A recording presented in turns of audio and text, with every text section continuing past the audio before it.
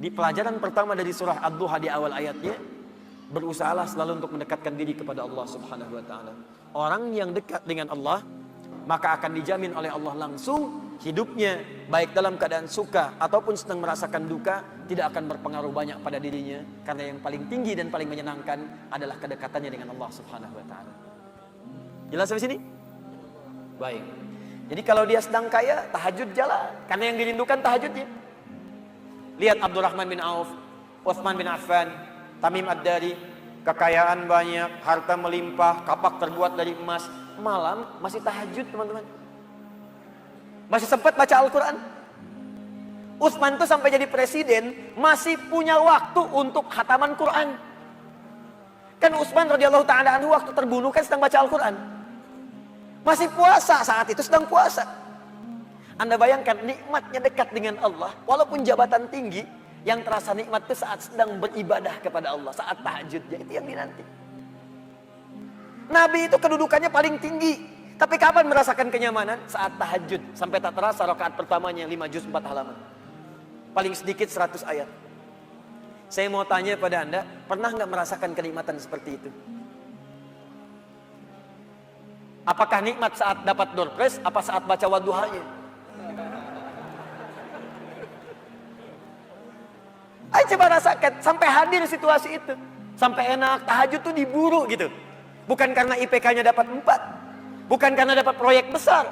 Tapi yang dirasakan, ya Allah, terima kasih engkau titipkan ini. Dan dia kejar siapa yang memberikannya. Kejar malamnya, kejar bacaan Qur'annya, kejar puasanya. Itulah yang sesungguhnya hakikat dalam kehidupan kita. Satu poin pertama. Kalau ada orang yang sudah bisa mendekat kepada Allah, maka Allah jamin.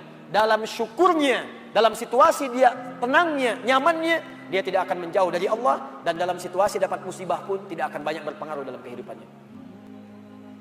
2. Allah bersumpah lagi, walal akhiratu khairul laka minal. Ini yang hebat. Saya kemarin bikin quotes, lalu kita sebarkan. Ini sebetulnya di antara esensi surah Ad-Duha. Kata Allah, Muhammad, saya bersumpah kepadamu, yakinkan pada jiwamu, nanti saat kamu ke akhirat, suasananya akan lebih enak dibandingkan dengan sekarang. Akhirat itu lebih baik dari apa yang kamu rasakan sekarang di dunia. Maksudnya begini, kalau kamu sedang capek, kamu sedang ada musibah, kamu sedang lelah, sabar.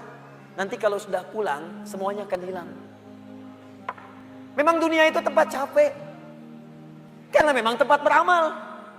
Sholat di dunia, kerja di dunia, puasa di dunia, baca Quran di dunia. Kenapa kita kerjakan? Supaya cari bekal untuk pulang ke akhirat. Nanti kata Allah, kalau sudah pulang semuanya akan hilang. Jadi tenang aja teman-teman. Capek cuma sebentar. Ya, capek cuma sebentar. Lelah, gak apa-apa. Namanya juga dunia. Dunia itu memang tempat capek. Kalau nggak mau capek, ya pulang.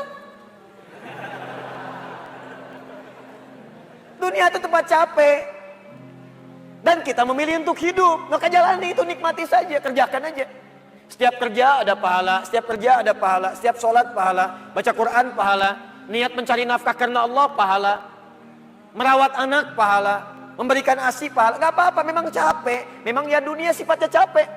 Setiap tahapan tuh capek lagi, biasa. Supaya dapat bekal. Bukankah orang kerja dapat gaji? Dan enak kan kalau gajian? Dan kalau sudah dapat gaji, lupa kan 29 hari ke belakang? Anda itu bekerja, kerja, berangkat gelap, pulang gelap. Tapi kalau sudah dapat gaji, semua itu kan hilang lupanya. Pergi ke Lembang, ya, jalan sama keluarga.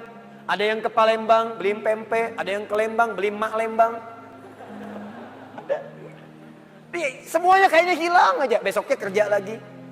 Kata Allah, saya janjikan yang lebih dahsyat. Kamu sabar saat di dunia, karena dunia memang tempatnya capek. Kamu cari bekal aja. Nanti saat pulang ke akhirat, saya berikan yang lebih indah dan gak akan pernah ada capek lagi.